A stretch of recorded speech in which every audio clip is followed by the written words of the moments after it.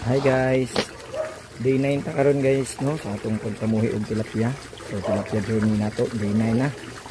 Kumo ni siya guys, nagkuan ko kanang drain ko gay na kay hapit na overflow, mga 2 centimeters na lang siguro ang kuan para mo overflow kay dali nga ulan lagi.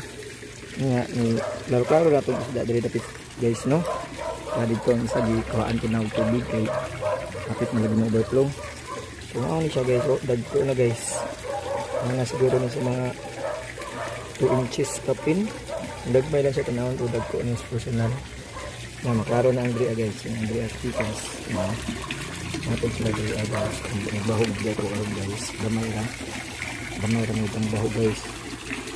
Ano sila? Nagsulag ko na ito ngayon. Mga 2 inches kapin na siguro sila. Mga Chicas kapin sila guys. Oh. So atong bahog dahil no, try mas pa. Amo na lang yung pahurot. Gamay naman lang po, mga 1/4 na lang siguro to. Para magsugod na mag-pre-starter. Ha? Kung niagi guys, hindi na sila makita. Aron o, kita na, paibabaw na. So pwede na siguro na sila mga floater guys. So makalinga na kayo guys. No? Sa atong day 9, ulan, burn out. Survive sila. So matagawan lang ta guys, pero ang uban siguro murag baliwala na sa ilang nagbabitaw na kita kay muraog first time man nato pagpamuhi og tilapia mo nang gado communication to ani no na dagko na sila guys na mo ni lang lawas lagpad na klaro na nga lapad na sila na lapad na guys no ang apite kaysa guys ani akong tubig ani guys direct water na dito sa puso guys, so dito direct sa puso. Nai-chlorine atong tubig guys.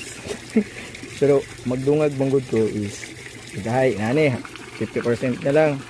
Ang idungag pud ana nga tubig kay chlorinated na itong tubig. Mga 20% ra pod dili dahil nga puno dahil so 20 to 25 or 30 pinakataas.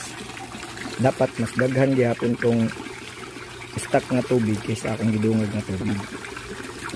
Ana ra ko magkuan guys, pero direct sa gripo na i-chlorine atong gidungag nga tubig.